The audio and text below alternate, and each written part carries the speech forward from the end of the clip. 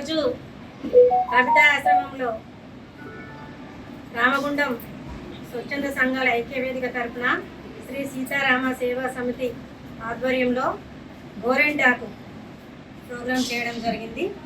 గోరెంటాకు పండుగ అంటే ఆషాఢ మాసంలో ప్రతిసారి కానీ కొత్త పెళ్లి కూతుళ్ళు తల్లిదండ్రుల దగ్గరికి వచ్చిన తర్వాత వాళ్ళ ఇంట్లో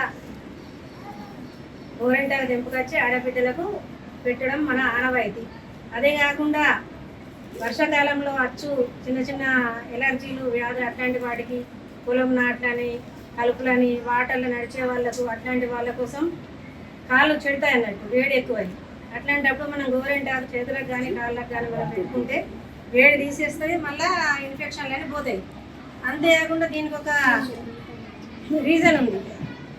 గోరెంటాకు ఎట్లా పుట్టింది అనే దాని మీద ఒక కథ ఉంది. అదేంటంటే పార్వతీదేవి అంశతోటి పుట్టిన గోరెంటాకు చెట్టు. పార్వతీదేవి రక్తం బొట్టుతోటి ఉద్భవించిన గోరెంటాకు చెట్టు. దాంతో నలిసి పార్వతీదేవి ఇట్లా నలిసి చూసేసరికి ఏమైందంటే అది ఎర్రగా పండింది అన్నట్టు.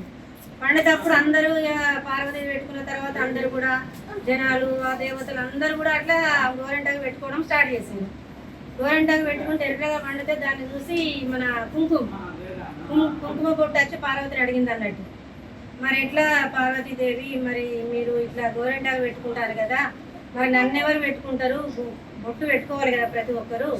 వాళ్ళు కూడా నుదుటిన ఈ మైదాకు పెట్టుకుంటే వాళ్ళు ఎప్పుడు నా కుంకుమ బొట్టును లెక్క చేయరు కదా, పెట్టుకోరు కదా అనేసరికి అప్పుడు పార్వతీదేవి ఒక వరం ఇస్తుంది గోరెంటాకు.